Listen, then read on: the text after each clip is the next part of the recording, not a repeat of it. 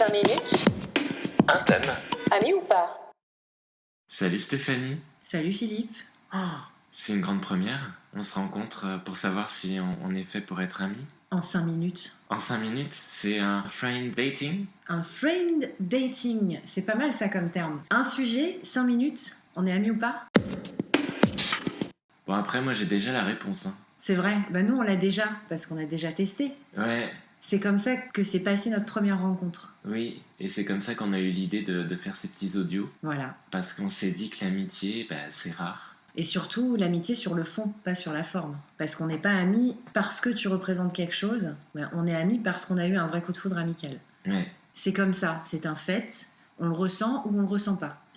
Oui, il y a quelque chose aussi de mystérieux et d'assez fort. Donc je comprends l'image du coup de foudre, si tu veux, un truc qui est de l'ordre de l'évidence, qui nous enthousiasme.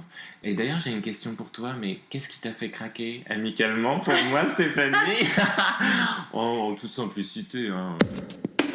En toute simplicité. T'as craqué pour moi, je suis irrésistible. Bon, Bah, pourquoi? ouais, j'ai bien compris que t'as un ego.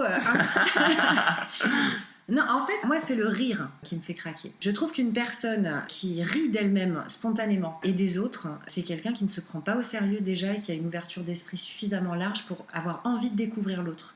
Ce qui m'a fait craquer chez toi, c'est le premier fou rire en l'espace de 5 secondes et ces conversations tout d'un coup qui partaient autant dans l'humour que dans le sérieux, mais toujours ouvertes et dans l'écoute.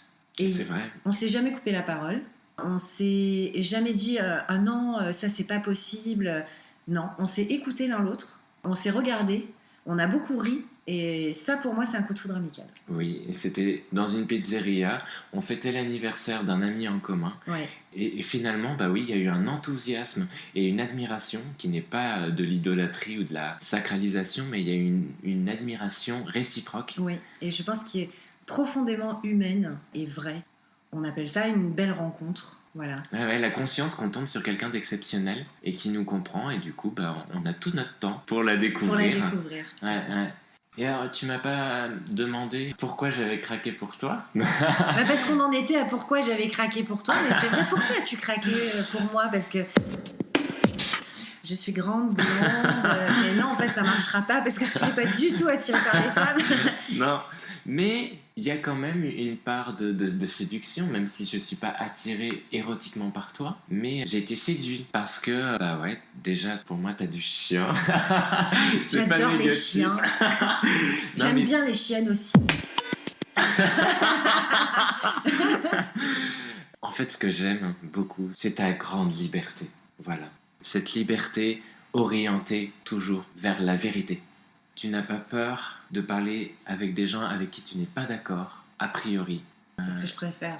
Oui, oui, en fait, tu as la passion des gens et quelles que soient leurs pensées, leurs opinions, on se sent en fait très très libre. Et c'est pour ça que moi, après, je me suis dit, mais non, là, cette fille-là, Il y a un truc. on peut pas en rester là. On va se revoir. Parce que quand on est face à quelqu'un qui joue, ben on a envie d'aller sur le terrain de jeu avec elle. Et je me suis dit, mais oui, jouons ensemble, mais parce qu'il y a une gravité derrière.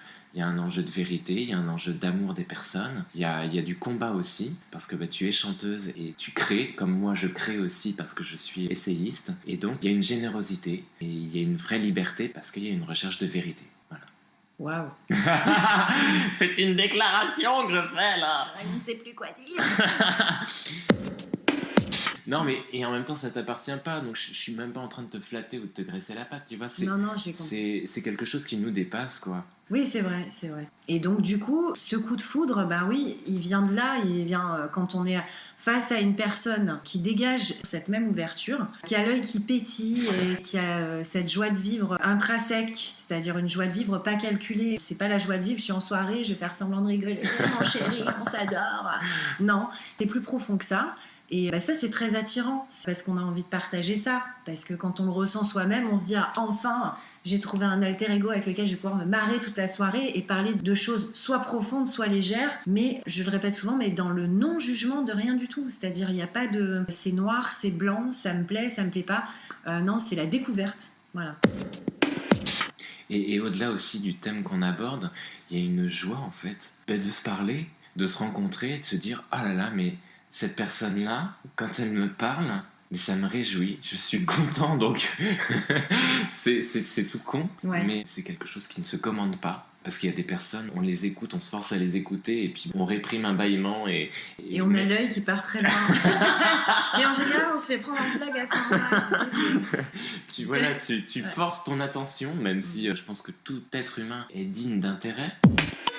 Mais après, il y a aussi ces personnes-là où non seulement tu ne te forces pas, mais en plus, elles te réveillent. Et elles t'enthousiasment, elles réveillent ta joie. Et puis, en fait, ce que tu as à leur dire, tu trouves que c'est nettement moins intéressant que ce qu'elles ont à te dire. Et on n'est même pas obligé même de se raconter des blagues pour se marrer. On peut même parler de choses très très graves et être dans cette gravité-là, dans une profonde joie intérieure. Exactement. Et joie aussi du partage. Ouais. Et c'est ce qui nous amène d'ailleurs à faire ces podcasts, parce que pourquoi ne pas vous interpeller, vous qui écoutez le podcast, qu'est-ce que vous pensez, vous, du coup de foudre amical ?